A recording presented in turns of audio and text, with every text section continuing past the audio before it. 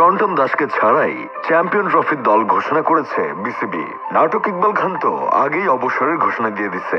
অন্যদিকে টাকা আল হাসানের তো ব্যবসায় লাল বাত্তি। কাউন্টি লিগ খেলতে গিয়ে ধরা পড়ে গেছে অবৈধ বোলিং এর জালে। তবে টন্টন দাসকে কেন দলে রাখা হয়নি সেটা জানানোর জন্য ভারতের মলম বিক্রেতা ময়ূখ রঞ্জন ঘোষ হয়তো ইতিমধ্যে কাজ শুরু করে দিছে।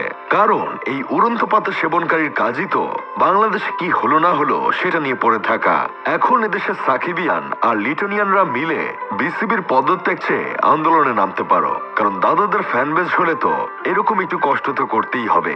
মাথার ঘাম পায়ে ফেলতে হবে, সেনাবাহিনীর হাতে নিজের পেছন লাল করতে হবে। তা না হলে কি লিটুদার আসল ফ্যান হওয়া যাবে নাকি? যেহেতু সাকিব এখন আর অলরাউন্ডার নাই, শুধু ব্যাটার হয়ে গেছে, তাই তাকে আর কেউ ভরসা করতে পারে নাই। বাহাতি বোলার হিসেবে নিয়েছে নাসুম আহমেদকে। এসব দেখে আমার বন্ধু কেরামত বলতেছে, যেই লোকটা শ্রীলঙ্কাকে টাইম আউট করে দলের হয়ে অলরাউন্ডার পারফরমেন্স করে দলকে চ্যাম্পিয়ন্স লিগে কোয়ালিফাই করলো, আজ তাকেই বাদ দেওয়া হলো চ্যাম্পিয়ন্স লিগের স্কোয়াড থেকে। নক্ষত্রেরও একদিন পতন হয়, কিন্তু এভাবে পতন হয় সেটা জানা ছিল না। তবে লিটন দাস ও সাকিব আল হাসানকে দলে রাখে নাই, এতে এত টেনশন করার কিছু নাই। কারণ আমাদের দলে ক্যাপ্টেন আমেরিকা লর্ড অ্যাসোসিয়েশনের সভাপতি নাজমুল হোসেন ক্লান্ত আছে। তিনি তো একাধারে অলরাউন্ডার, উইকেট কিপার, ব্যাটার এবং বোলার। সব কাজ তাকে দ্বারাই করানো সম্ভব। ওপেনিং ব্যাটাররা ব্যর্থ হলে তাকে ওপেনিং এ নামিয়ে দেওয়া যাবে। মুশফিক ও জাকের আলীর কিছু হলে লর্ড শান্তকে উইকেট কিপারের পেছনে দাঁড় করিয়ে দেওয়া যাবে। মিডল অর্ডারে খারাপ করলে তাকে আবার মিডল অর্ডারেও নামানো যাবে। স্পিনার সংকটে থাকলে তাকে দিয়ে স্পিনের অভাবটাও কাটিয়ে নেওয়া যাবে। একজনকে দিয়েই যদি সব কাজ করা যায়, তাহলে শুধু লিটন আর সাকিবকে নিয়ে দল ভারী করার কোনো দরকার আছে নাকি? এখন তামিম ইকবালের উচিত তাকে একদিন ফাস্ট বোলিং করানো। তাহলে সামনে চ্যাম্পিয়ন ট্রফিতে গিয়ে ফাস্ট বোলিং এর চাহিদাটাও মিটিয়ে দিতে পারবে।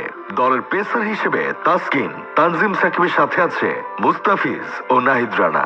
অলরাউন্ডার হিসেবে আছে মেহেদী হাসান মিরাজ ও নাসুম। উইকেট কিপার ব্যাটার হিসেবে আছে জাকের ও মুশফিকুর রহিম।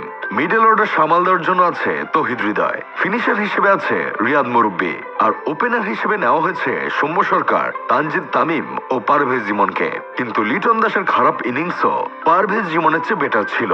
ইমনের বদলে ক্রিকেটের মোনালিসা থাকলেও খারাপ হতো না। 2 দিন আগেও মানুষ স্বপ্ন দেখতেছিল হয়তো চ্যাম্পিয়ন্স ট্রফিতে লিটন কিংবা সাকিবের নেতৃত্বে খেলা দেখবে। আর এখন তারা দুইজনে দলেই নাই। তাদেরই টিভির সামনে বসে খেলা দেখতে হবে লর্ড শান্তর নেতৃত্বে। এখন রিপন মিয়ার মতো হাহা এটাই বাস্তব বলে ডায়লগ দেওয়া ছাড়া আর কিছু নেই। শরীফুল ইসলাম আর হাসান মাহমুদের আসলে ব্যাড লাক। তাদের পারফরমেন্স ভালো থাকার পরেও এই স্কোয়াডে জায়গা পান নাই। তবে বিপিএল